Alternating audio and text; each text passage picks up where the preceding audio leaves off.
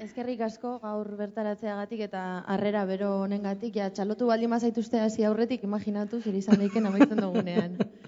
Gurekin gara arratsaldean ditugu gorputza eszenan ardatzean ibiltzeko eta kontu horietaz hitz egiteko gonbidatu ditugu Ander Lipus eta Onintzen Beita. Tailer bezala aipatu genuen hasiera baten, baina tailerraren kontua da beraiekin ikasi nahi dugulako eta beraiek kontatzen dizkiguten gauzen inguruan ere gustatuko litzaigukeelako guri ere hausnarketarako parada hori izatea. Aztertuko dugu bakoitzak zelan bizi duen gorputza bere egunerokoan eta bere disiplina profesionaletan. Eta jungo gara apurka hori ez talgabetzen. Sartu zaretenean aulkietan ikusi duzue programa, Loraldiaren programa banatu zaizue baita Azkuna Zentrokoa ere, hauze da, mehatzaleak programaren barruan 3. saioa da, eta Loraldiarekin batera programatu dugun saioa da. Beste 2 saio gehiago izango dira Loraldiarekin batera programatuko ditugunak mehatzaleaken barruan, eta horiek liburuzka horretan dituzue. Gorputzarekin hasteko, lehendabizi jakin barko dugu zuek zeintzuk zareten, ze, klaro, izenez badakigu. Nortzuk zareten, Onintzen Beita eta Ander Lipus esan dudan bezala. Baina beraiek badaukate biografia nahiko sakona eta luzea. Ez dakit batek agian sorpresa hartuko dagoen dakigunean zertan aritu diren oin arte. Onintzen Beita musikan jaioa da, 1979an, kasetaritzan... 79an. Aiz esan dut? 79an. Barkatu leire. Eskerrik asko. Kasetaritzan lizentziatu zen, Euskal Herriko Unibertsitatean eta erredaktore lanetan aritu da egunkaria eta berrian. Bertsolaritzan egindako bideagatik ezaguna da, hainbatetan Bizkaiko txapelketako finaletan aritua da, eta azkenaldian politikan jardun eta diputatuen kongresuko kide izan da. Ezaguna da bere feminismoarekiko konpromisoagatik, eta agroekologia eta euskal kulturaren transmisioan gradu ondoko ikasketak egin ditu. Ander Lipus, Markina, 1971. Madrilgo William Layton antzerki laborategian egin zituen lehen ikasketak, eta Bilbora itzuli izanean beste artista batzuekin batera Mina espazioa eta antzerkiola imaginarioa sortu zituen. Antzerki antropologian aditua da, zenbait ikastaro eta antzerki eskoletan irakaslea izan da, eta 2007an arte drama, arte eszenikoen plataforma sortu zuen, eta 2012an proiektu pertsonalak bideratzeko Huts Teatro Konpainia. Egun, Frankoren bilobari gutuna obrarekin dabil aktore lanetan, eta saria irabazi duzue obra horrekin ere, beraz, zorionak, sari horrengatik. Lehenik eta behin, zuek nola bizi duzue gorputza? Argi dago nire kasuan behintzat, nire gorputza nigaz bizi da, jaio nintzenetik nirekin dagoen gauza bakarra da, beste guztia aldatuz joan da, gauza batzuk etorri dira eta joan dira, gorputza hor dago, eta hala ere beti, gorputza eta biok beti ez gara lagunak izan, eta orduan harreman hori bizitzako esparru guztietan nabaritzen da eta eragina dauka, baina nik uste dut gorputza dela, nik behintzat nire sentitzen dudan gauza bakarra, eta hala ere beti ez dut bizi izan gauza zoragarri bat eta gauza aprobetxagarri eta gozagarri bat balitz bezala, baina, urteekin adizkidetuz joan gara eta gaur egun lagun handia gara, nire gorputzatani, baina beti ez gara izan. Arratsalde on danoi. Nire kasuan, da momentu hontan, orain eta hemen, nire gorputzak esaten dabena fisikoki da zergaitik esan neban baietz etorriko nintzala leku hontara hitz egitera. Orduan, gorputza nire lanabesa da, nire tresna da, nire ofizioaren parterik importanteena da. Egixe da baita be, behin eskatu eustazuenien ona etortzeko, esan eban, justo pixkalenago pentsaun eban, azkena izango daia. Gehiago ez naz agertuko, nire ofizioari dagokion leku eta espazio hortatik aparte, gehiago ez naz egongo, halako lekuetan. Baina deitu ostasun, xamurtu jaten bihotza, eta etorri naz. Orduan, intentauko dodana da, nire ofiziotik nola bizitzen dudan gorputza adieraztea, eta nola aktoreok estenan gagozenean bizitzen dugun gorputza asaltzen. Ze berez, hau, hemen egotea orain adibidez, niretzat da istripu bat edo akzidente bat. Hau da, zuzendari naizela ere esaten izaten dut batzutan, baina berez aktorea naiz. Zuzendaria naiz istripu bategatik baita ere. Baina berez, ni hemen nago gizarte honek baita ere eraman gaitulako aktoreoi baita ere bestelako esparru eta espazio batzuetan egon behar izatera. Eta egon behar izate hori da publiko aurrean espresatzea, medioekin komunikatzea, gure obra zertaz den, eta hor gorputza beste era baten egoten da. Hau da, hor gorputza nik ez dut horrenbeste dominatzen, ez dut horrenbeste menperatzen. Antzerkia taula gainean igotzen naizenean, hor bai. Hor naiz Jangoikoa eta Deabrua. Okurritzen ari zait, zuek bioko holtzara igo aurretik, adibidez, oin esan dozunez urduritasunaren kontua, eta onartu dozula gure gonbidapena, bide batez eskerrik asko bioi, gonbidapen hori onartzeagatik. Zuek badaukazue ariketaren bat, edo zerbait, urduritasun hori kentzeko, agian danok elkarrekin egin dezakeguna? Olako gauzak, niri gauza hauetan, eta hau ez dut esaten bazilatzearra, baina aktorek inbidia handia ematen didate. Formazioan lantzen dutelako, gorputzak izan ditzakeen erreakzioen aurrean lantzen dituztelako hainbat arma edo hainbat tresna. Gu bertsolariok zelan badirudien euskaldunek ez daukagun sentimenturik eta orduan edozein egoeraren aurrean zer ez denez gertatuko eta guk bertsoak amaitu egingo ditugunez baita bomba nuklearrak jauzita ere, ez dugu horrelako gauzarik lantzen. Eta orduan niri inbidia handia ematen dit ikusten ditudanean, antzerki obra bat baino lehen aktoreak arnasketa ariketak eta egiten, ematen dit inbidia, ez? Eta bertso txapelketa baten ni hasiko banintz, eta ez dut esango eskutuan egiten ez dudanik, baina hasiko banintz beste 7 finalisten aurrean arnaz ariketak egiten edo saltoka edo, ez dut pentsatu nahi zer esango luketen, ez? Eta gero, kuriosoa da, zuretzat, gorputza estenan esaten duzu naiz Jangoikoa eta Deabrua. Hori la leche da. Ze gu estenara goazenean, gu bertsolaria gara eta horrez dago zalantzarik, ez? Ni zerbait naiz, bertsolaria izango naiz, baina gu gara, ez dago personajerik. Bai, gaia jartzen dizkizue, ez, publikoak ikusten duena beti onintza da. Onintza trampena egiten, onintza atletiko jokalari baten egiten, onintza amarena egiten, onintza alabarena egiten, baina beti onintza da, ez? Eta antzerkira salto egiten dugunean, nik ikusten badute Ander Lipuz, Juan Jundarena egiten, Juan Junda da. Edo ikusten badut Franco Nilobari gutunak antzerkiaren barruan ikusten dut kontestu horretan eta personaje bat da, ez? Eta hor, desberdintasun bat estenaratzean badago, gero bakoitzak nola lantzen duen eta gorputza nola menperatzen duen ja beste historia bada, baina guri ez digute irakasten olako ariketarik eta egiten, orduan egiten badugu nahiko friki gelditzen da eta nahiko personal eta intimo, orduan hemen ez dut egingo. Bai, publiko aurrean egoteak, hau da, begiratua zarela jakiteak, edonori ja egoera animiko desberdin baten jartzen dio. Edonori.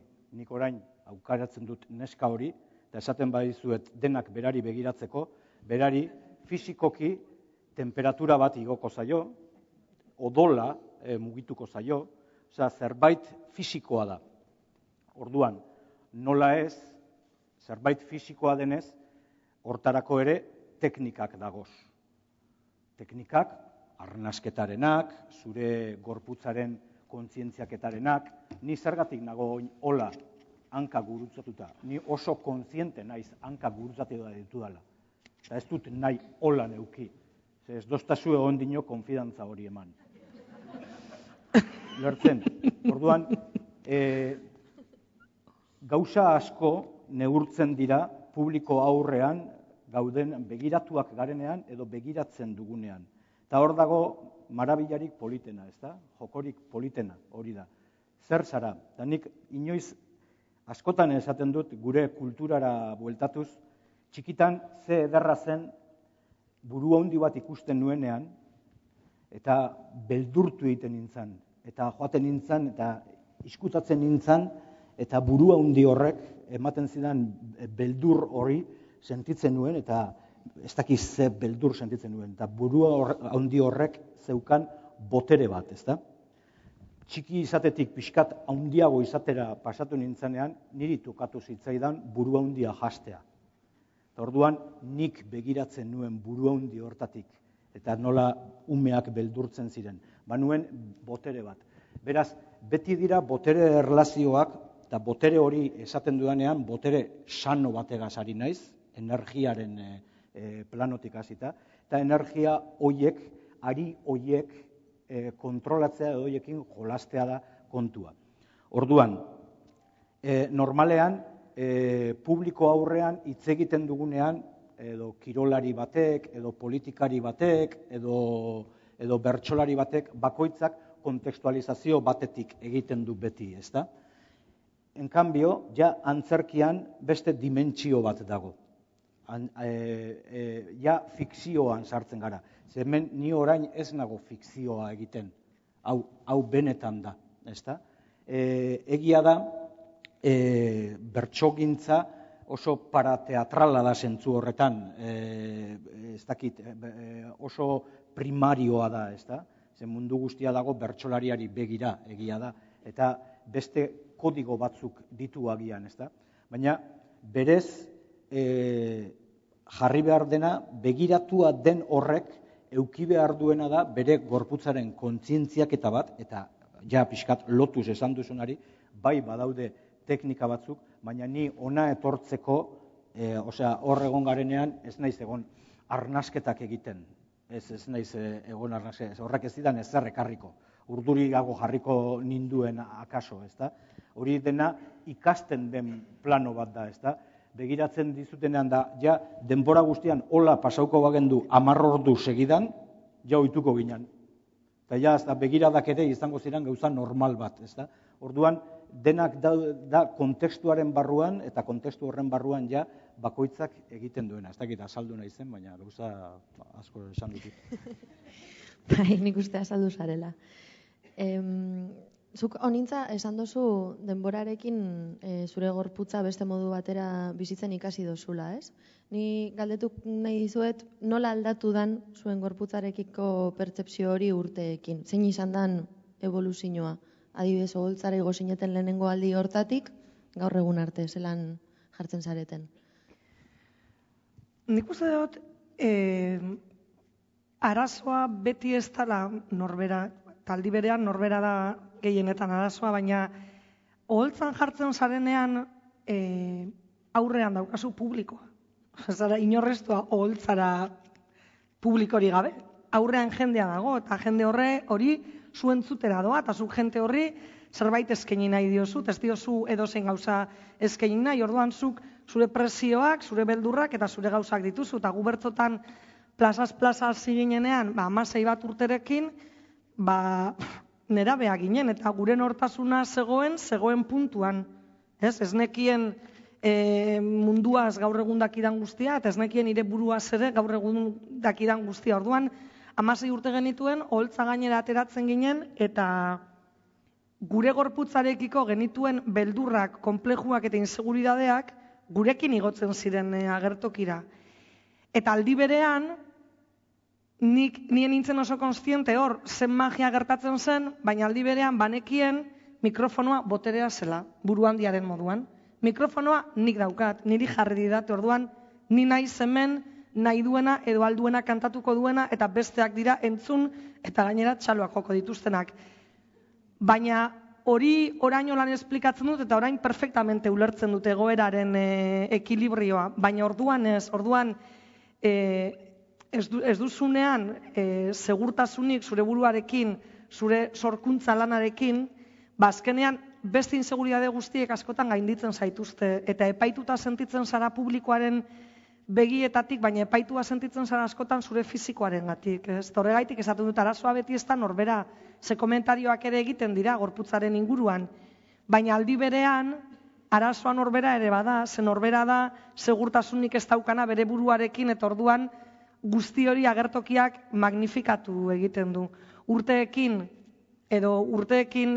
edo plazekin, azkenean da zenbat eta gehiago taulara igon, arma gehiago hartzen dituzu, ez? Eta konturatzen zara egia dela mikrofono batek ezin duela gorputz bat estali. Guri irakatsi ziguten bertzotan egiten gorputzik izango ez bagenu legez, jartzen ziguten mikrofono bat bertso eskolan, eta imitatzen genuen guk ikusten genituen bertsolarien postura. Ez? Guztiok dakizu ezein esaten dudan, ez? Horrela. Zuk ikusten duzu hori telebistan edo zure herriko plazan, eta zuk imitatzen duzu hori, inork ez dizu esaten eskuak atzean jarrita transmititzen dugu oso postura maskulinoa, femeninoa, edo eskuak poltsikoan sartuta transmititzen dugu ez dakizer, edo hainkak asko mugitzen badituzu, transmititzen duzu urduri zaudela, inork ez zigun ezer esaten. Osa, zuen jarri hor, eta bota. Eta erdian ez gelditu, importante. Orduan, gu horrela ziginen, eta orduan, gorputzarekin harremana ez zegoen. Badirudi bertsolaritza dela gauza bat zamatik, lepotik gora gertatzen dena, eta hortik bera ez dela ezer gertatzen, baina, klaro, ezke 15 zentimetroko diametroa daukan palu batek nire gorputza ezin du estali 10 aldiz biderkatzen bada ere. Orduan, nire gorputza hor dago aldiro, eta jendeak ikusten du, eta sentsazioa beti da jendeak epaitzen duela hori ere, ez? Orduan, urteekin konturatu naiz, gorputzak transmititu egiten duela bertzotan ere, eta hori posturak eta gauzak zaindu behar direla, ez? Anderrek egin du hankena, tenik beti esaten nire lengo aldiz Bizkaiko finalera pasatu nintzenean, agertokitik jeitzi euskalduna kanpora irten, nik pentsatzen nuen kelabia petau, etorri zen gure amat, esan zidan lehenengo gauza izan zen, hanka zabalik ez da jesarten. Eta pentsatu nuen, klaro, que egon naiz 2200 pertsonen aurrean hankak zabalik 4 ordu, maravilloso. Eta konturatzen zara, gorputzarekin, zuk pertsonalki, bertsolaritzatik aparte, konturatzen zara, gorputzarekin harreman ona izan behar duzula, estereotipoetatik kanpo eta presio guztietatik kanpo, zuk daukasun gauza bakarra zurea eta beti zu hilarte zurekin egongo dena, taleku guztietara jarraituko dizuna, zure gorputza da, zaindu behar da, maitatu behar da, eta gero hori ulertu dudanean ikasi dut jendearen aurrean gorputza beste modu batera planteatzen eta beste modu batera ez dakit boteretzen edo botere hori beste modu batera erabiltzen. Eta orain ulertzen dut, nire inseguridadeak hor daudela, baina mikrofonoa boterea dela eta botere hori nik erabili aldu dela nire alde, komila askorekin, baina nire alde, egoera horretan. Nik preguntia astu egiten dut, bera entzun dut. Gero ez dakit zer erantzun. Bardin da, esan nahi dozuna. Bai, ez dakit... Galdetu dotea, zuen gorputza bizitzen, zelan aldatu dan esperientzia hori, oholtzara igo zineten lehenengo alditik, gaur egun bitartean. Bai. Bueno, orduan, pixkate, pertsona edo aktore gazte bat ikusten dugunean oholtza gainean, eta aktore nagusi bat ikusten dugunean oholtza gainean, beti dago diferentzia bat. Badago zerbait. Zuke ipintzen badituzu zapata batzuk berriak oholtza gainean edo jartzen badituzu bota batzuk gerra zibilean pasautakoak historia bat daukate. Orduan, horrekin zer nahi dugu esan?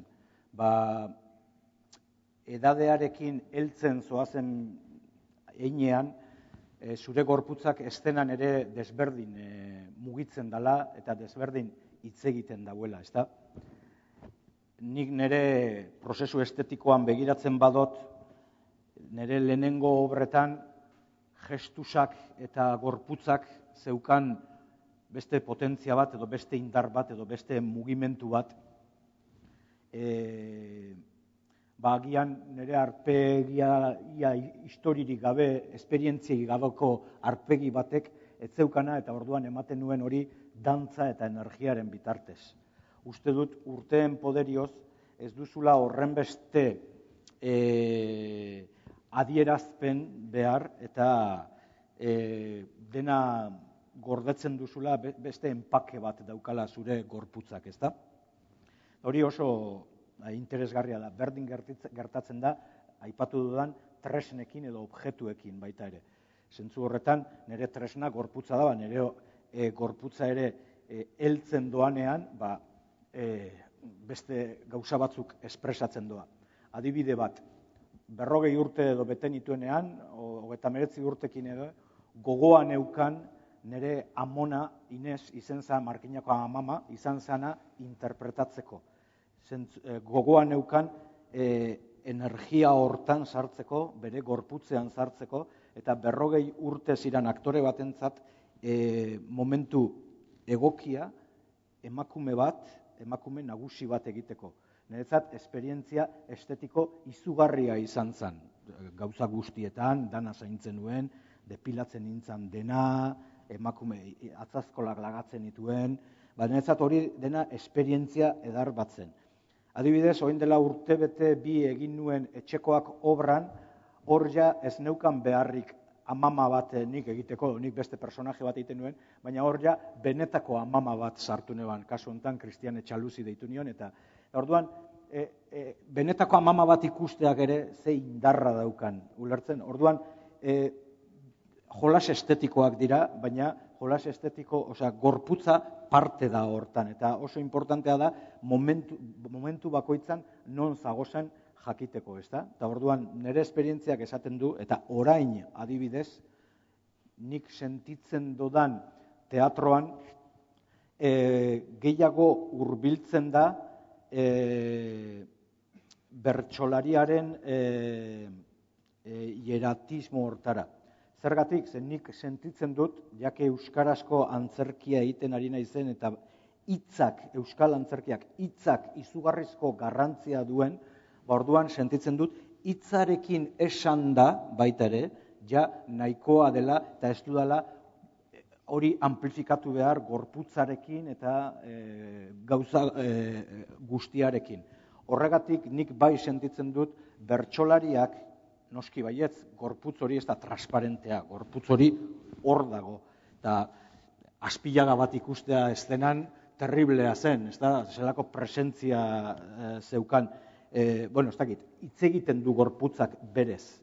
Eta batez ere, bertsolaria ari da buruarekin hitz egiten ari da jolas intelektual bat egiten, dialektik kontrobersia bat egiten, burua ari da makinatzen hor, batez ere burua ari da improvisatzen eta jokatzen, ez da. Orduan, aktore, zentzu horretan, antzerki aktore eta bertsolariaren artean, badago diferentzia estetiko bat, dantzaria eta aktorearen artean dagoen moduan, ez da. Eta hori adibidez oso ondo ikusi ahal dugu iparraldeko libertimenduetan adibidez. Bakoitzak funtzio bat betetzen du bere gorputzarekin. Hau da, edo maskaradetan adibidez. Hau da, libertimenduetan jokalariak, nola deitzen dira, badute izan bat, aktoreak egiten dute euren papela, maskaradetan bezala, beltzak egiten duten bezala, eta eura jokatzen dute gorputzarekin, eta egiten dute teatroa. Gero, dantzariak datoz, eta dantzak egiten dituzte, dantzarekin kontatzen dituzte, euren dantzak egiten dituzte, eta euren beharrak edo euren sentimentuak plazaratzen dituzte dantza horien bitartez. Eta bertsolariek ikusitako horren inguruan pentsatzen dute, dialektika bat sortzen dute herriarengan, ezta? Eta hori beste kultura ezberdinetara joaten bazara ere, hola izaten da. Nik adibidez gehien aztertu nuena Indiako katakali antzerki dantza zen, eta berdina da. Egiten du aktore dantzariak bere dantza, interpretatzen du, musikariak hor daude, improvisatzen daude, eta kultura behar guztietan berdin ematen da. Asko desplazatu naiz. Kontua da, gorputza segun eta ze egoeratan, oso desberdina dela, eta segun eta zure bizitzako zein momentutan da zer ari zaren esperimentatzen. Momentu honetan esaten dut, niretzat hitzak garrantzia gehiago hartu du, eta orduan batzutan hitza bera nahikoa da, eta ez du gestuz gehiago behar hitz hori esatea baino. Eta beste adibide txiki bat jarriko dut, garai batean egin nuen iparraldeko antzerki talde batekin, Pierres Lartzabalen ibainetan montatu nuen, eta hor adibidez aktore guztiei, hau da, personai guztiei eskuak kendu nien. Eta guztiak zeukaten esku bat postizoa, eta bakoitzak gestuz bat bakarrik adierazten zuen. Sentitzen nuen Lartzabalen teatroaren hitzak ja dena esaten zuela, eta ez zuela ja aktorearen gestuz handiagorik behar. Baina gero adibidez, kale antzerkia aipatzen badugu, kale antzerkian gure gorputzak amplifikatu behar du gehiago, behar du beste leku batera iritsi, eta orduan gestusak beste espazidalidade bat eta beste dimentsio bat hartzen du. Orduan, ez dakit erantzun dudan, gutxi gora bera, baina gustoko gaten enmarkatzea beti teatroaren ikuspegitik. Bai? Nik gauza bat, Aspilaga esan duzunean, gogoratu naiz, Aspilaga ez dakit guztiok ezagutu duzuen, baina gu bertzotan hasi ginenan eta oraindik plazetan Zebilen erreferentea zen gizon bat, haundia, fizikoki presentzia haundia zeukana, ez? Baina hor konturatu naiz ez, eta gorputzetaz ari ginela 2009ko Euskal Herriko txapelketako finalean, Maialen Lujanbiok txapela irabazi zuenean, lagun batekin nengoen eta esaten nion, irudia, ez da bakarrik Maialen emakume bakarra da, oso ona da, irabazi egin du, eta ez dago ez da baidarik irabazi behar zuela, ez da hori bakarrik. Irudia da gizonen presentzia hori agertokian, eta gurea ez dira berdinak. Eta orduan, bada nolabait, 8 orduko lehiaketa horretan, Maialen ariko balitz bezala betik gora ematen, ez? Osea, txikiagoa gara, espazioa gutxiago okupatzen dugu, gure gorputzak oraindik ez dira hain hegemonikoak, orduan, ze desberdintasun bertsolaritzan, Aspilagatik Maialen Lujanbiora. Eta 2009ko txapelketa horretan, hori esaten nion lagunari ez, badaukat inpresioa 8 ordutan, gizonak ibili direla pin-pan, parez pare, eta Maialen, edo gu ibiltzen gara askotan beti gora, ez? Beste postura batetik, eta beste espazio batetik. Ez lehenengo egin behar duzu espazioaren konkista gorputzarekin, eta gero, eman, orduan, barik eta doble horretan, ze final zoragarri egin zuen Maialen Lujanbiok. Beste gabe, Aspilaga esan dut, eta hori etorri zaitu. Lazkao txiki izan biroan. Bueno, baina Lazkao txiki ere, eta hor sartuko ginateke gorputz hegemonikoen kontuan, ez? Lazkao txiki gizon txiki bat zen, oso abotz finekoa, ezen bertsolari klasikoen kantakera gogorrekoa, eta orduan, azkenean, Lazkao txikik ere umorea landu zuen, nire ustez, betik gorako kolpe horietan. Badukat irudipen hori. Baina ados, guztiz esan duzunera.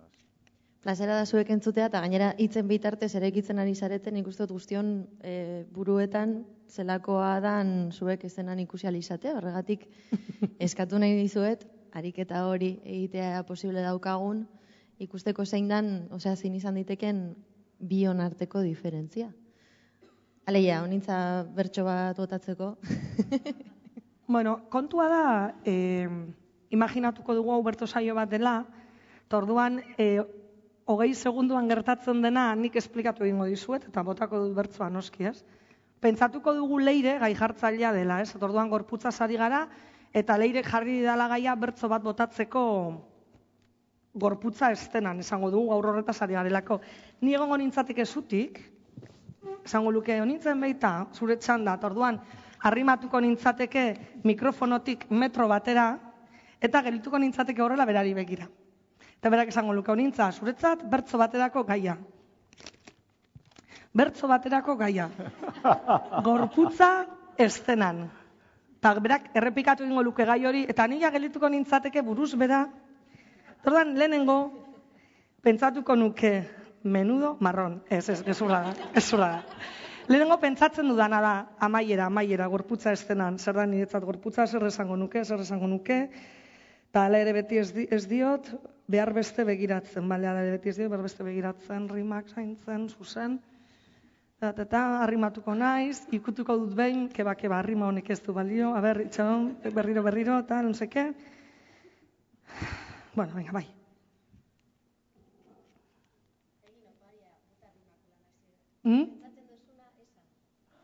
Ja ezin dut pentsatu. Osea, hau oso garrantzitsua da. Bertzotan, prozesua, nik pentsatzen dut bertzoaren amaiera eta rimak, eta pentsatu behar duzu guzti hau gertatu dela 15 segundutan. Orduan, mikrofonora arrimatzen garenean, gu badakigu amaiera, badakizkigu errimak, eta kantatzen hasten gara. Orduan, kantatzen hasten garenean, ari gara lehenengo esaldia kantatzen eta bigarrena pentsatzen. Orduan, ja gehiago ezin da pentsatu. Ni ez nahi zaina azkarra, sentitzen dut. Orduan, izango litzateke.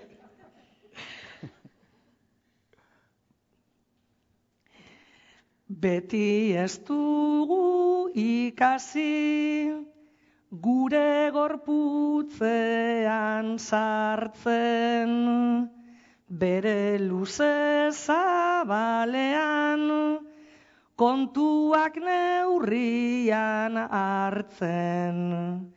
Neurea dudan gauza bakarra izanagatik hain zuzen, beti ez diot merezi legez zuzenean begiratzen.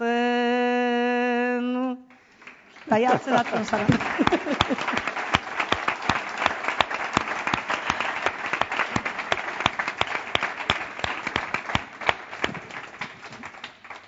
Gutxi gora bera, beste barik, gure prozesua hori da, orduan, 20 segundotan zure buruak kokatu behar du gaia, eta gaiari buruz esateko daukasuna, eta gainera errimatu egin behar duzu. 3 bertzotarako gaia denean, denbora gehiago daukazu, baina 3 bertzoen amaierak pentsatzen dituzu. Orduan, hor arazoa da, niri holan esatea gustatzen zait, beste modu batera esango du, bertzolaritza oso sormen prozesu prekarioa da. Idazle batek ez luke zuen aurrean idatziko. Ekarriko lukeia idatzitako zerbait. Guk publikoaren aurrean sortzen dugu. Normalean publikoa egia da, isilik egoten da, gure publikoa maitagarria da zentzu horretan. Baina publikoa beti ere ez da isilik egoten. Orduan, sormen prozesu hori oso prekarioa da. Da zuzenean, denbora gutxirekin, eta gainera publikoak eskertzen du zenbat eta denbora gutxiago izatea. Orduan, niretzat garrantzitsua izango litzateke lehen esan dudan moduan, bertotan hasi ginenean, erakutsi izan baligute, gorputza nola kokatu, behintzat automatikoki, ze bapatean ezin dut pentsatu, ze horretarako ja ez dit ematen gehiago, izatea automatikoki gorputz jarrera batzuk ikasita, ez? Kantatu nahi badut posetik, jarriko naiz modu baten, eta kantatu nahi badut lasaitasunetik, jarriko naiz beste modu baten. Baina izango bagenitu teknika batzuk ikasita, errazagoa izango litzateke, azkenean oso prekarioa da, zu jartzen zara hor, 20 segundu eta salto egiten duzu parakaidazarekin alduzun moduan. Orduan, batzutan, gorputza kokatzean nik ulertzen dut ezaigula erreza egiten eta gainera ez dugu landu eta ez dugu ikasi. Eta kuriositate, zuen artean hitz egiten dozuenean, hor ze komentatzen dozu elkarrekin? Doinua. Gure artean hitz egiten dugunean... Baina beto ingo dut. Izaten da... Ez duzu elkarpikatzen. Ze doinu? Erreguetan, ez hori ez dakit. Ari naizela, ari naizela. Ondo, na, orduan hori gehitzen da. Hori pentsatzen duzu lehenengo, eta gero pentsatzen duzu amaiera, eta gero hasten zara. Hori bai, txapelketetan, badakigunez gehienetan, txapelketan sosketa egiten da, txapelketak beste ritual bat dauka. Eta beste gorputz jarrera bat, asko zurduriago zaude orduan, hor, askotan, txapelketan, aurretik egiten dugu sosketa, badakigu nor izango den lehenengoa bigarrena holan, 8. arte, todoan nik baldin badakit lipusekin egingo duela 8ko txikia, atera aurretik, backstagean gaudenean, esango diote, 8ko txikizen zein gogu. Eta orduan berak esango dit, hau edo bestea, eta ja, erabakiten ematen da, baina normalean hori esaten dugu. Edo beste batzutan, esaten dugu, ederra marroien, mesedez hasizu. Hori ere egiten dugu. Ikusten duzunean orain halako gaia jarri diguten, hori ere batzutan bai. Hasizu, mesedez. Eta hor batez ere ikusten duzunean beste bertsolaria, txapelduna eta izan dela noizbait eta horrela, esaten diozu, hasizu. Eta bera derrigortuta sentitzen da hasten. Eta orduan ja. Impulso gogoa daukazu guretzat zerbait egiteko? Onintzak esan daben modun, bertsolari bat bai, baina aktore bat holan tupustean hastie ez dut oso eraginkor ikusten, ze ridikulu egingo neuke. Orduen, intentaukotena da asaltzie, onintzak asaldu daben modun nire erara, eta, hau nire erie da, gero egixe da, aktoriek eta teatruek mile manera eta forma dauz egiteko, eta danak die baliduek, ezta? Aktore batentzat gauzarik importanteena da, aktore batek egiten dabena da, errepikatu sortutako istorio bat. Errepikatu egunero, emanaldi bakoitzean, hilabetez, edo urtebetez, edo prozesuak batzuk oso luzeak izaten dira, eraikitako istorio bat, eta istorio horren barruan, eraikitako personaia bat. Eta personaia hor lortu behar duzuna, zure helburua aktore batentzat, da egiten duzun hori organikoa izatea. Hau da, bizirik egotea. Bizirik badago, jendea seduzituko duzu, eta jendea ongo da hola begira. Eta beti teatroan adibide berdina jartzen da.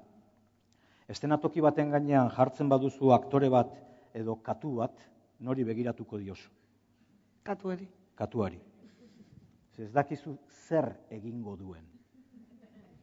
Eta aktore bat bai errepikatzen ari da denbora guztian, orduan aktore batek eszenatoki baten egon behar du katu baten moduan, animali baten moduan.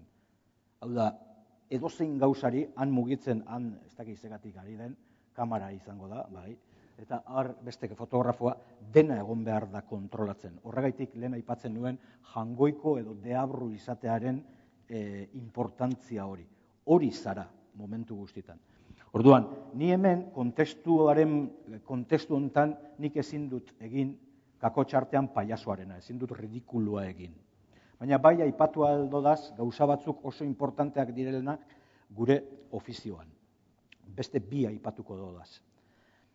Alde batetik, antzerki antropologiaren ikuspuntutik, nik aztertu ditut teknika ezberdinak, gehien aztertu nuena gazte denporan izan zen, William Laytonekin, metodoa ikasi nuen, Stanislavski metodoa.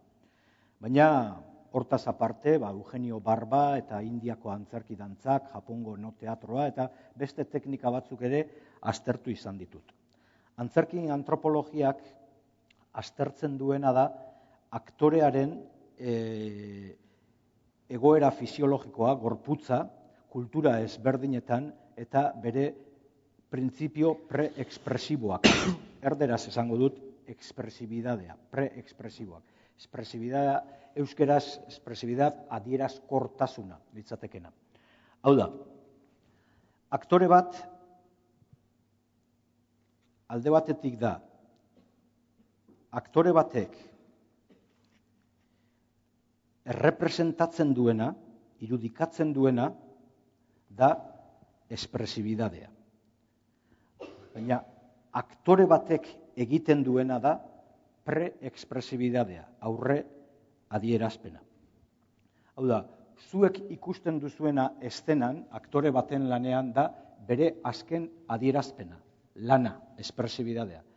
Baina aktore horrek azpian teknika batzuk ditu, gauzak egiten ari da. Beste adibide bat, guk ikusten badugu alfombra bat, guk ikusten dugu alfombra horren azken kuadroa, irudia, ezta? Eta horrek emozio batzuk transmititzen dozku, ezta? Baina alfombra horrek azpian baditu 11.000 lotura. Hori da aktoreak landu behar duena pertsonaia egiten duenean. Bai? Beraz, nik horretarako urteen bitartez eta nire ikerketa personalak eta nire kulturarekiko eduki ditudan erreferentziak eta nire buruhaundiak eta gure pastoralak eta gure gauzak gehiindiako katakalia, nire gauzak, nire teknikak edo nire erramientak sortu ditut. Hortan, adibide txiki bat ipini aldotzuet, eta hori bai ingo dotzuet, fizikoki. Lehen aipatu dozta berak estimuan zuen Juan Junda pertsonaia, ezta? Juan Junda pertsonaia berez sortu zen Oliver Sacksen obra bat egiten nuen, berez sindrome de Korsakov zuen pertsonaia bat zen, memoria galdu zuen pertsonaia bat, eta hortik hasi nintzen pertsonaia hori eraikitzen. Hori obra egin nuen, da arrakasta zuen pertsonaia horrek. Pertsona hori gero eraman nuen, bapatean Juan Junda deitzen zala, eta duela 7 urte poto egin zuela, eta medikuek diagnostikatu ziotela potosikotiko depresiboa zela, ezta? Eta orduan, Juan Junda horrek bere gorpuzkeran bazuen egon bat, hau da, arnasa bat. Nik energiari arnasa deitzen dotzat. Energia gabe dagoena da, azken arnasa hartzen duzunean, ja hiltzen zarelako da. Arnasa ez dut kabazaude, zure arnasa, zure energia beste momentu baten dago. Bueno, ez dakit orain zen, egia zan, asko argaldunaz, garai hortan pixkate potoloago nintzen, baina arropak eta asko laguntzen zidaten. Baina, bueno, energetikoki egingo dutzuet, edo bere Juan Jundaren arnasarekin jarriko naiz, bere posturan. Kodifikatuko dut bere postura. Ia akordetan zinen, edia holan zan Juan Junda, zer guztian guztezu. Eta trajeak edo erropak ez dite laguntzen. Hor pixkat pitimini etorri naiz. Bueno, a ver, konzentratu behar naiz, bien? Eta bihotizta, hemendik, hankak, begira dugu.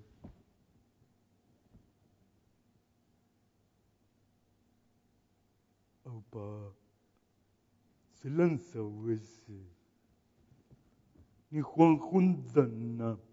Bueno, lotzi moteste oin eitxie. Perfecto, inzuelan zan. Hortik zan. Bueno, horrekin nahi dodana esan da, hortarako nik berrasmatu edo nererara interpretatu nituen, nire gorputzak behar zitula tresna batzuk. Tresna horien artean dago adibidez jauzia edo jauzia deitzen dana. Hau da, nire hankak nun dagoz hor. Nire hankak dagoz oso lurrien, hain lurrin dauz ahotsa, hemen, bera juten da, ahotsa bera juten da, ezta? Nire arnasie, adibidez, personaje honek bere indarra, Rudolf Labanek esaten da, nire indarra, osea, nire mugimenduaren esfortzua, personaje honek inoiz ez banengo, hau ez banengo inoz.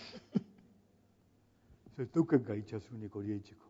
Ulertzezue, bere begiradie, dau hemen. Ulertzezue, da orduen kolokaute duke gorputze, tripie dauket, atata, kanporaino.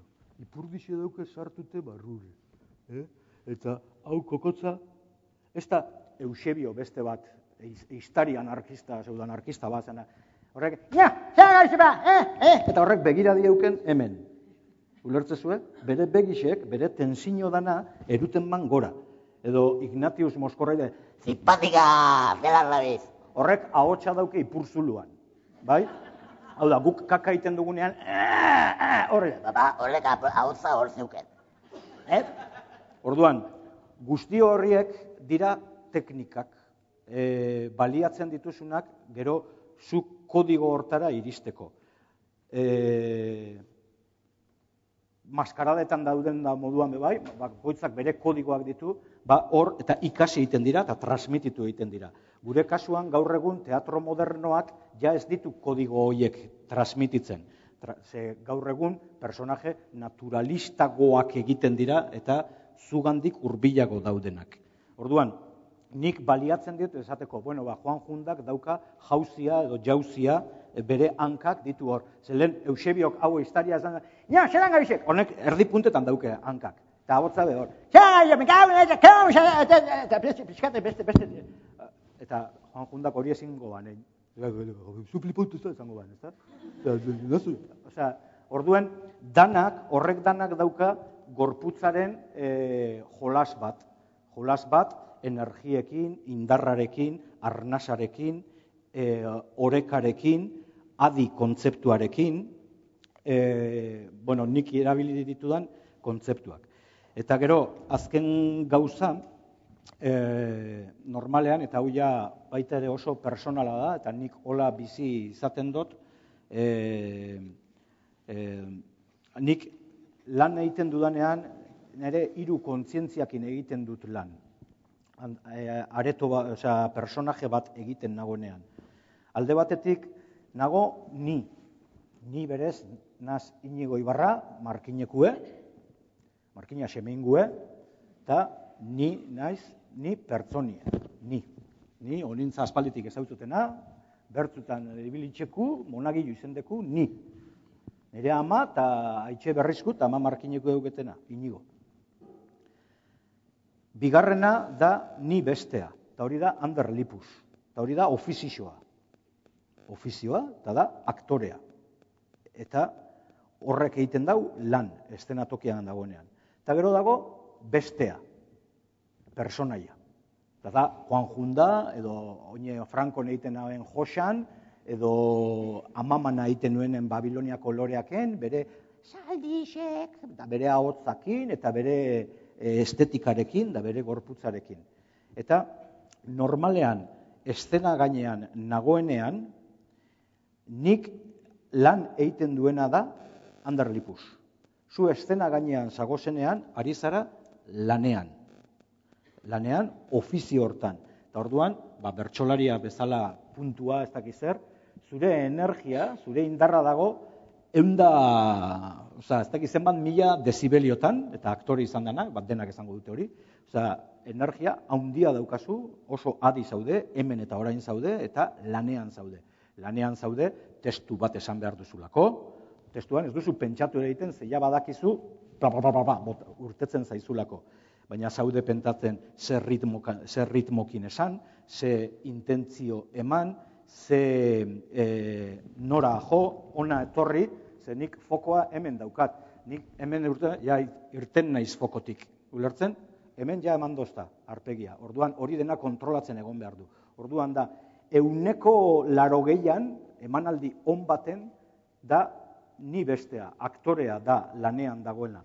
Noizean behin pertsona agertzen da. Ze begiratzen duzu horra eta esaten duzu, nire ama dago, eta hori inevitablea da. Zure ama da, eta naiz eta Ander Lipus izan, zure ama dago hor, eta gorritu itezara. Edo esate duzu bitu Imanol dagoan niri begira, edo Gotzon daukatan begira, eta horiek zure bizitzaren parte dira, pertsonaren parte dira.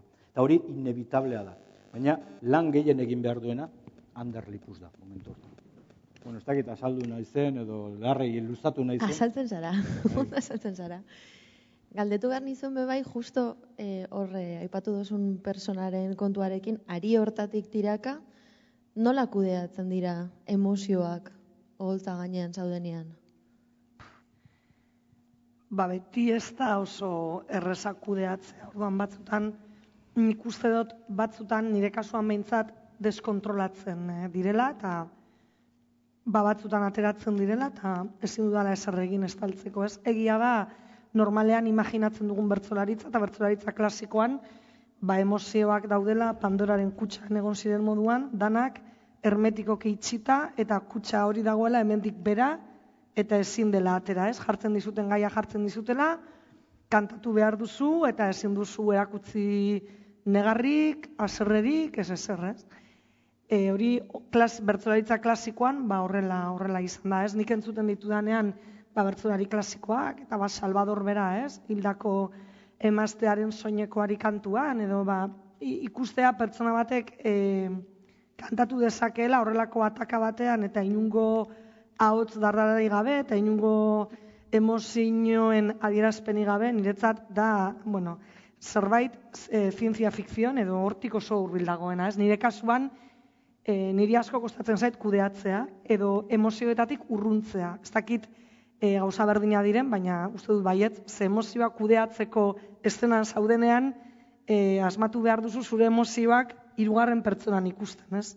Osa, buenaz ni, negarrez ari dena da honintza, baina bertzotan ari dena da ez dakin hor.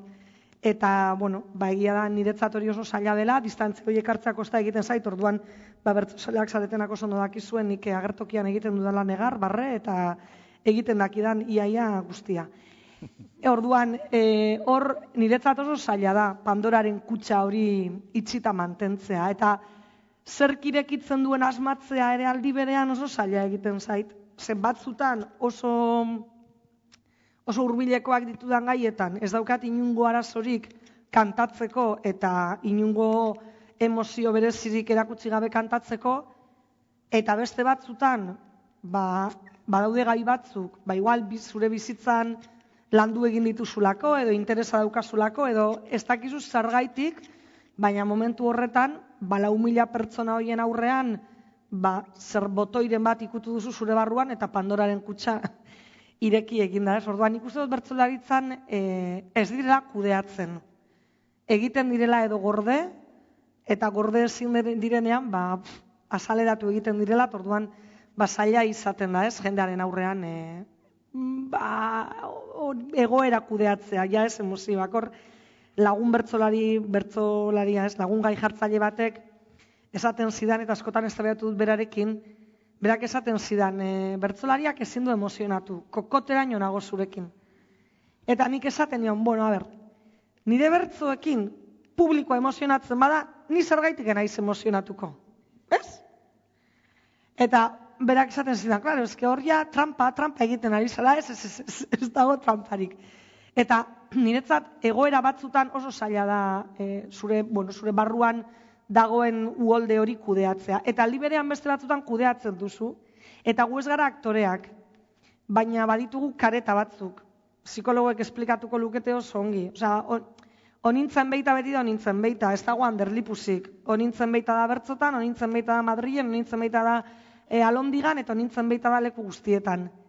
Baina egia da, zur biletik ezagutzen zaituen jendeak oso ondo dakizu zelakoa zaren, eta beste gauza bada publikoki zuk ematen duzun irudia, edo zuregandik ikusten dena, eta hori ez da euneko una. Orduan egia da ere, udagaraian dituzunean 10.000 bertso saio zerbait gertatzen denean, eta ni gogoratzen naiz duela 3 urte gure familian gauza oso gogor bat gertatu zen abuztuaren 3 batez, eta nik nituen abuztuaren 6tik 31 10 bertso saio. Egin nituen denak, eta egin nituen munduko txiste guztiak. Eta ni barrutik txikitutan nengoen, ez? Eta horretaz publikoa ez da konturatuko. Eta hori ere bada nolabait zuk zure emozioak edo egoera emozionala kontrolatzea, edo kudeatzea, edo erabakitzea, ez dut nahi inor jakiterik nire bizitza personala, eta ni jarraituko dut, nire mundu guztiak espero duen hori ematen, eta kitxo ez, orduan, zaila da momentuan, bapatean, egoera prekario horretan, 20 segundu horietan, zure barruan gertatzen den guztia kudeatzea, baina egia da zuketxean egiten dituzula zenbait ariketa beste egoera emozional batzuk kudeatzeko. Ez dakit zure gertatzen zaizkizunean gauzak, esateko gaitu.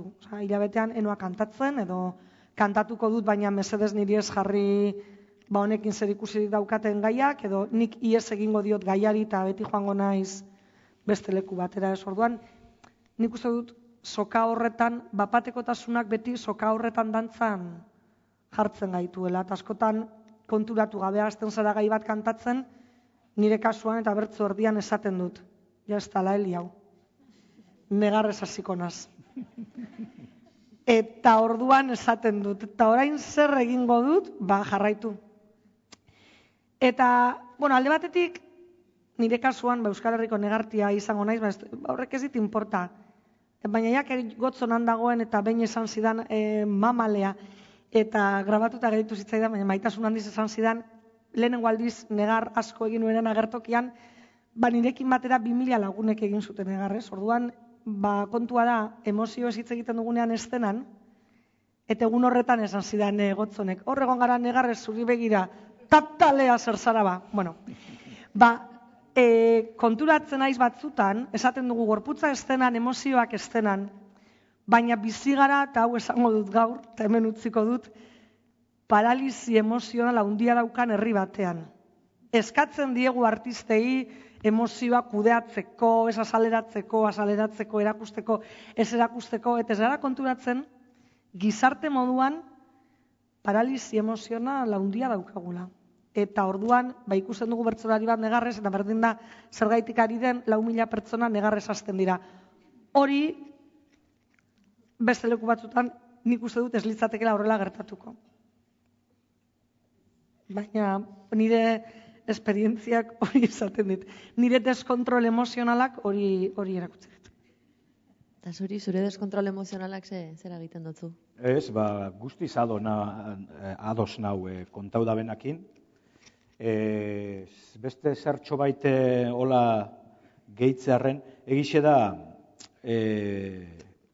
azkenean ofizio bat da, eta ofizio hortan, ez dakit, bankura joan behar dunak, beti ez dauka bankura joateko gogoa, teatrora estenatoki gainera igo nahi dunak, beti ez dauka estenatokira igotzeko gogoa, eta momentu batzuk gogorrak izaten dira, adibidez, komedia bat egin behar baduzu, eta aurreko astean zure lagun bat edo hurbileko norbait hil bada adibidez, eta hala ere atera behar zara, ezta?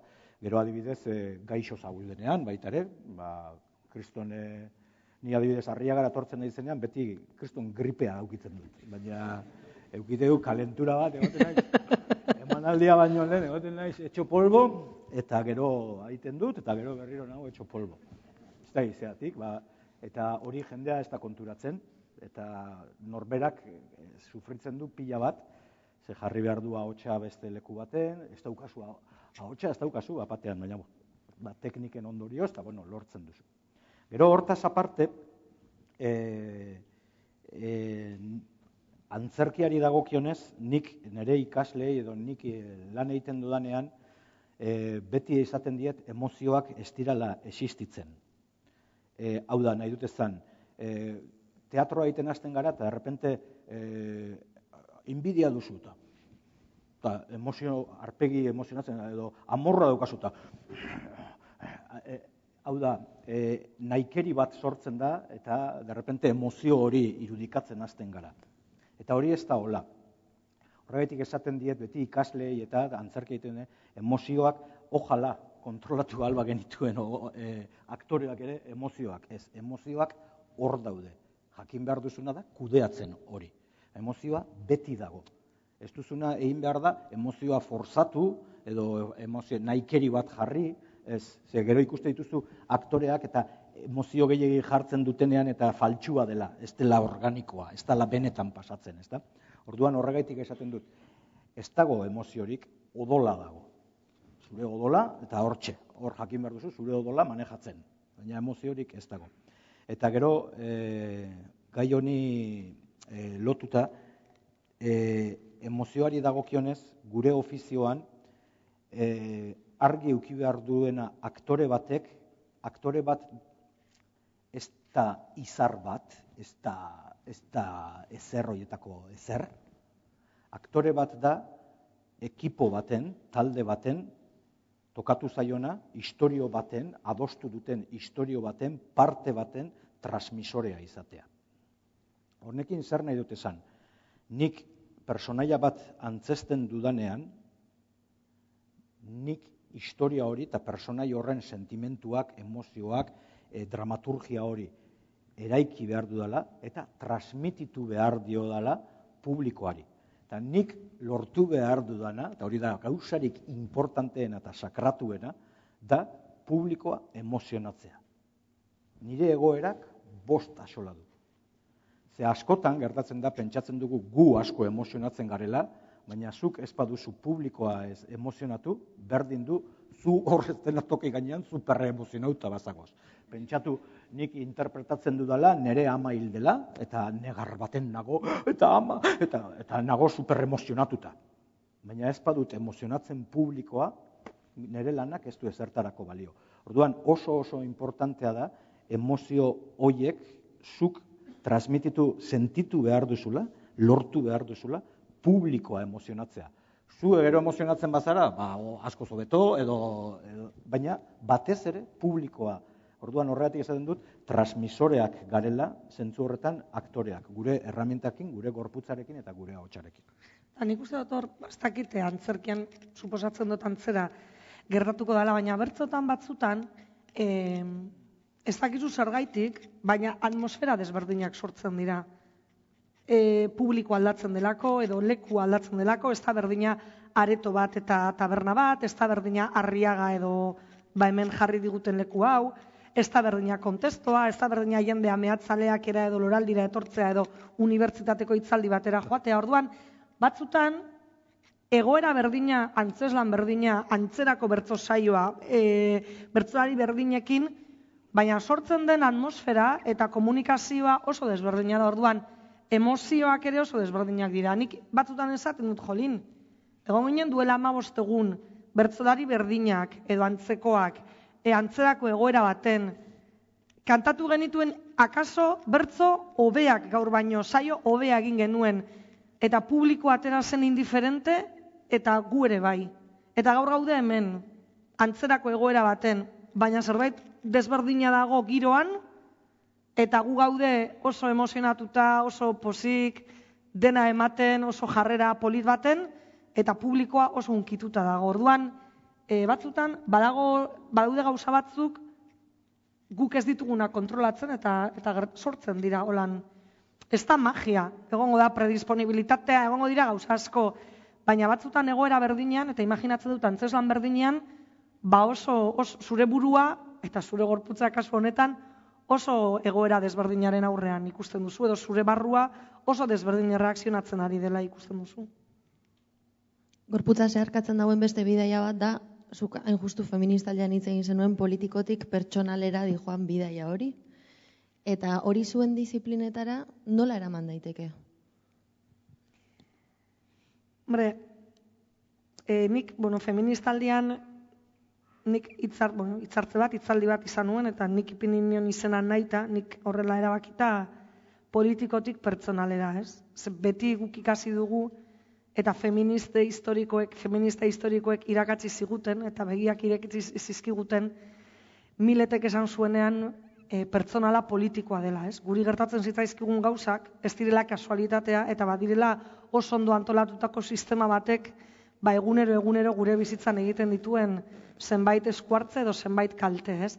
Orduan, hori horrela da, baina gero aldi berean, politikoa den guzti horrek zuregan ere eragiten du. Eta askotan, kontraesanak sortzen ditu eta barrez. Nik adibidez, gorputzarekin ari garela nik beti esaten dut, ez? Eta gaur esan dut, nire gorputzarekin nire bizitzan adizkidetze prozesu bat egon da. Publikoki nik inoiz ez dut kantatu nire gorputzaren kontra.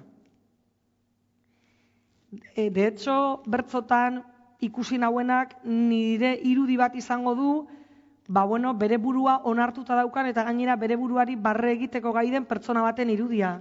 Baina niretzat lodi egotea arazo bat izan da nera bezaroan, eta nik egin ditut 1.000 dieta, eta egon naiz nire gorputzarekin haserre, eta haserre horren erruz gehiago jandut, eta gero errudun sentidu naiz jandu dalako, eta milaka pertsonari gertatzen zaiena egunero bizigaren sisteman eta bizigaren eredu estetikoetan. Ez orduan, nik politikoki badakit zuzena zer den, eta hori kantatzen dut, eta hori esaten dut, eta politikoki zuzena da, denok esatea gure gorputza maite dugula, onartu behar dela, eta garen moduan onartu behar dugula gure burua, eta bla bla bla, baina gero, pertsonalki badakizu, zu ispiluaren aurrean jartzen zarenean hori ez dela horrela.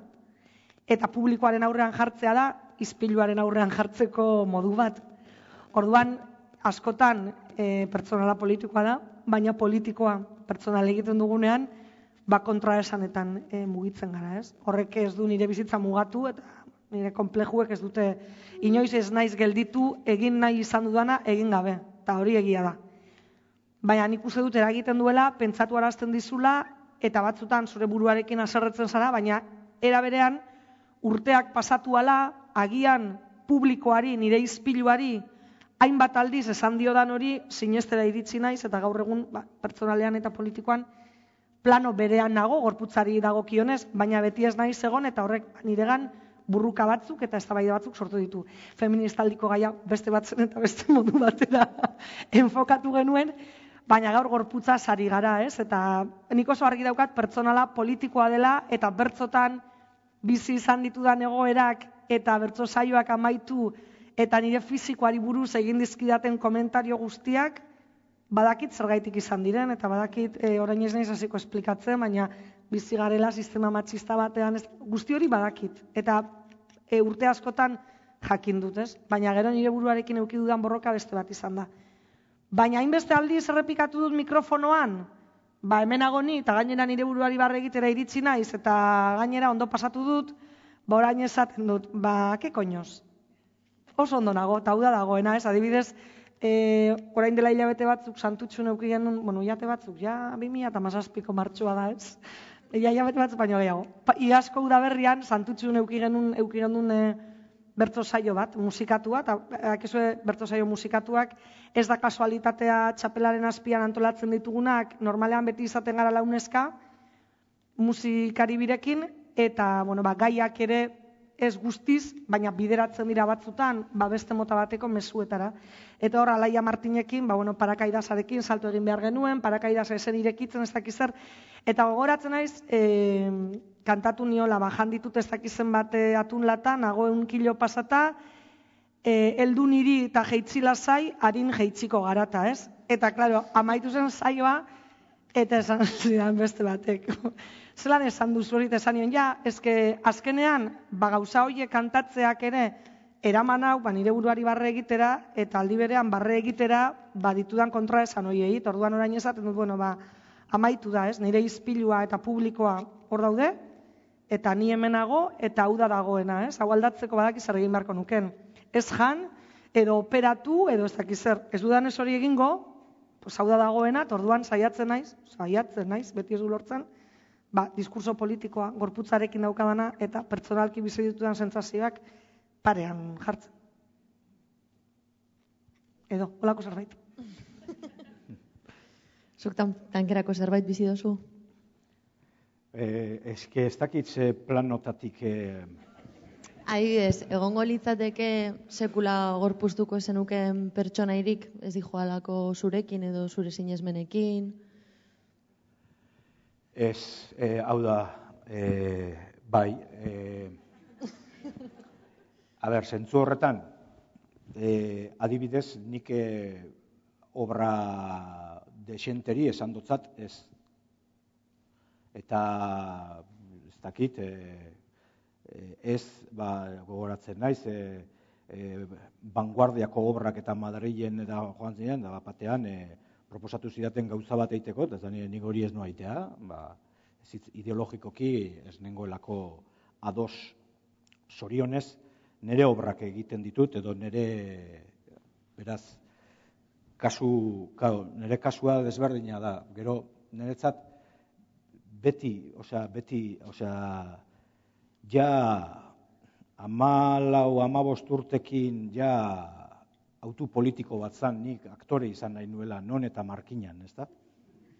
Orduan, karo, ni izan naiz markinan, izan naiz homosexuala, izan naiz drogadiktoa, izan naiz, sektetan sartuta egon naiz,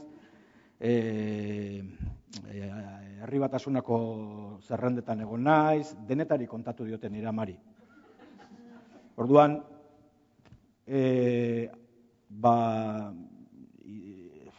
ni markinara itzuli nintzanean Madrilen 7 urte egin da gero, nahi nahi ez erabaki nuen heteronimo bat erabiltzea, Ander Lipus. Agian ez nuke eukiko indarrik Inigo Ibarra bezala nire pertsona eta nire gorputza eta nire izateari buruz ez nuke izango indarrik, zenik berez ez daukat indarrik nitaz jendeak on edo txar edo hitz egiteko, zen nire ofizioa beste gauza bat da. Ez du zer ikusirik ikuskizunaren mundu honekin, niretzat, nik hala sentitzen dut. Orduan, Ander Lipus izena jarri nuenean, tartean beste pila bat izen jarri nituen, Enrique Agotz, Irburu, Augusto Kromlech, Eneko Arbe, baina Ander Lipus gelditu zen. Ondo dago abanguardiaren izen bat, Ander Lipus, Inigo Ibarra no pega. Ander Lipus pega. Bai. Dena dago estetika eta jolas baten barruan. Nola, mundu honetan gurekin dadoetara jolasten dutela, ni ere jolasten hasiko naiz. Ni ere underlipus izango naiz, eta agian maskara horrek indar bat emango dit berez ez daukadana. Orduan, hortik aurrera dena izan dira autu politikoak niretzat. Eta nire gorputza eta nire buruakin pentsatuak, enpresarioan naiz baita ere, eta enpresan autu politikoak ditugu, 4 sozio gara, denok bardin kobratzen dugu, emakumeak dira baita ere, ez dakit, dena dira autuak erabakitzen dut eta borrokatzen dut antzerki talde profesional batek, herri baten erresidentzia bat eduki behar duela, eta borrokan jarraitzen dut oraindik, ze ez da normala adibidez, futbol zelai bat eraikitzea eta han futbol talderik ez egotea. Antzerki aretoetin gertatzen da. Antzerki aretoak daude bakarrik exhibitzeko, baina ez sorkuntzarako.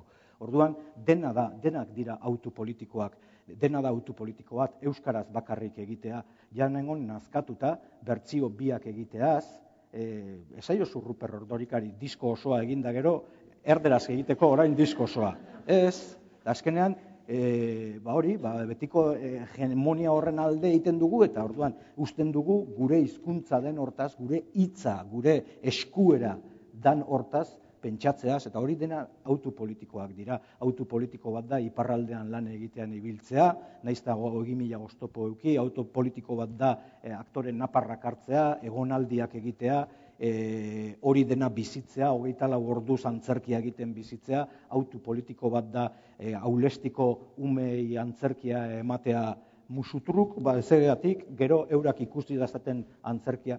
Ez dakit, autopolitiko bat da markinan antzerki talde bat zuzentzea, dena da niretzat autopolitiko bat, eta hori nire gorputzakin da nire buruakin egiten dut. Eta egongo naiz batzutan ekibokauta, hanka sartuko dut, baina hortan nabil, eta underlipusek momentuz ematen dit indarra eduki ditut fase oso kaineroak eta oso ja esan nuena ez dut gehiago aguantatzen, baina gero bapaten esan nuen, ostia, bufoi bat izango naiz, eta hor sortu nituen Juan Jundata, ze garai hortan, enpresa edo, antzerkiola imaginara pikutara joan zen, eta orduan bufoi bat izango naiz, egia da, marginala naiz, desastre bat naiz, kateto bat naiz, kulturalmente desastre bat naiz, potosorria naiz, beste egunean, prentxaurreko baten, tranquilamente zaude, eta miren azkaratek esaten du, eta aldamenean daukat under lupus, eta zer dakite gure politikariek gutaz? Ezer ez. Eta Donostia saria mandi zidaten, eta berak ez duki kargu politiko bat, kulturan edo, ez dakit, orain bintzat badauka. Bailen bai. Under lupus. Eta nik egon nintzen edateko, miren azkorate ulertzen. Eta hori da gertatzen dena. Orduan, beti da gure gorputzari da borrokatzen, azken baten teatroa gauza isla txiki bat dalako, nahiko marginala, eta hori da autua, eta nik borrokatzen dut, guzti hori normalizatzeko eta bere lekuan jartzeko, lehen aipatzen nuen gauza berbera, euskarak oraindik ez du normaltasunik, eta gure hizkuntza da, gure gorputzetik ateratzen dena, hainbat urtetan erreprimitua egon dena, eta horregatik daukagu hainbeste konflikto eta hainbeste prejuizio eta hainbeste kaka gure buruan, baina oso matxakatuak egon gara, gure hizkuntzarekin, gure izatearekin, eta orduan, oraindik, joan behar gara, harria gara, aste barruan egitera antzerkia, eta ez aste buruetan, edo joan behar gara Santurtzira, aste barruetan egitera antzerkia, edo joan behar gara Iruñara, aste azkenetan egitera antzerkia, oraindik ez gaude gure herrian, gure hizkuntza den herrietan, eta hori dena niretzat politikoa da, eta horrek nire gorputzean nola ez, kriston influentzia, kriston ez dakit ezinegona zorrarazten dit, eta horregaitik errebindikatzen dut, euskal teatro bat, euskaraz egitearena, eta horregatik borrokatzen dut etengabe. Eta zenbat borroka dauden egiteko,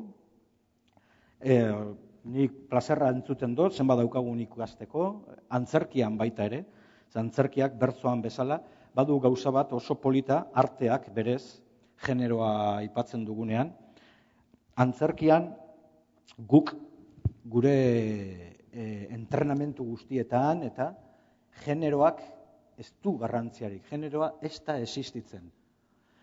Baina, ja, irudian sartzen garenean, hau da, antzerki baten historia, dramaturgia baten, edo ja, botere, gizartean sartzen garenean, ja, hori hain polita eta ederra zena, ja, desagertu egiten da, eta hor ikusten ditugu, ia gehienak mutilak dira zuzentzen, historia gehienak protagonistak denak mutilak dira, Hamlet, ez dakit zer, emakumeak, eta hor ikusten da baita ere, ze borroka dagoen egiteko, eta, hor gure esku dago baita ere, guzti hori borrokatzea, ez da? Baina, emakumea izatea ere, gehiago exigitzen da, eta gero ikusten dituzu ikasten eta gehiago emakumeak mutilak baino, baina mutilak badaukate arrastasun bat gero hori egiteko.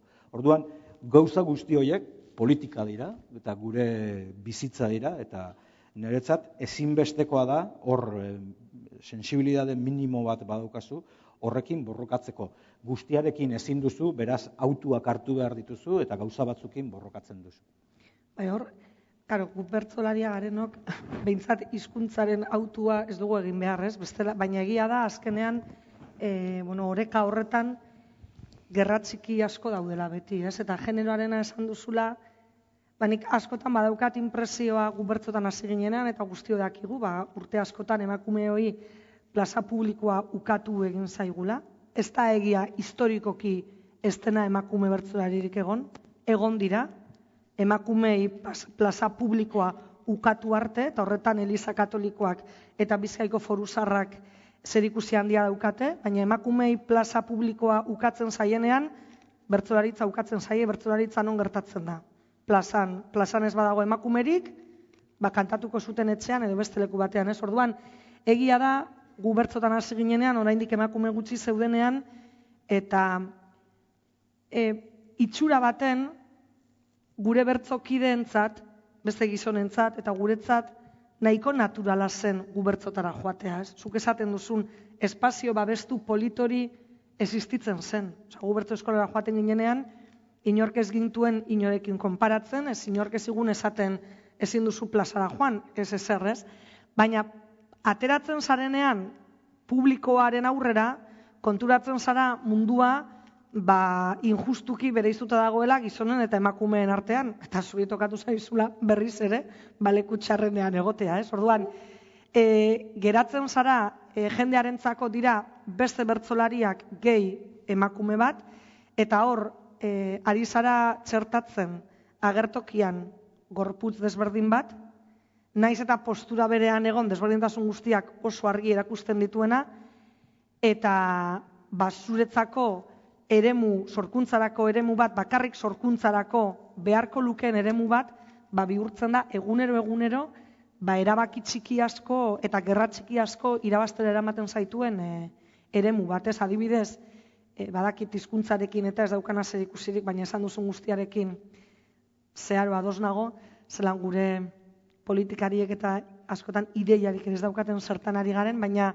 egia da autu txiki asko hartu behar dituzula, eta ez bakarrik hizkuntza herria edo guztiontzako borroka handiak diren gai horietan, nik beti esaten dut, 30-11 urte izan arte, nintzen ausartu minigona batekin agertoki batera igotzen. Eta niretzat minigona batekin eta takoiekin agertokira igotzea ere, erabaki politikoa da. Eta azkenean, gure kultura dagoen lekuan dagoelako, eta hemen kultura hegemonikoa beste bat delako, espazioak burrukatu behar dira. Zorionez, bertsozale elkarteak gure partez burrukatu ditu, baina geroia, gainera, aluarekin jaio zara, beste espazio batzuk burrukatu behar dituzu, eta beste jarrera batzuk burrukatu behar dituzu. Eta lupus esan duzula, uste dut kartelean enbeitia jartzen duela. Gure politikariek ez dakite. Ez dakite zer. Hori ordenadorea izan da. Bueno, ontsa momentuan gure gorputzak denboraren kontrari dira purtxo bat, oso osnarketa interesgarriak eman dizkiguzu, gaur arratzaldean. Ez dakit norbaitek alderaren bat baldin badauka, horrekin amaituko genuke. Ze kasualidade. Baldin bada galderarik, oin da momentua. Dana argi utzi dozu, ematen duenez. Eskerrik asko gaur arratsaldean gurekin izateagatik, horren hausnarketa interesgarriak emateagatik, streaming bidez eman da, eta bideo ikusi ahal izango duzue Azkuna Zentroko YouTube kanalean egongo da.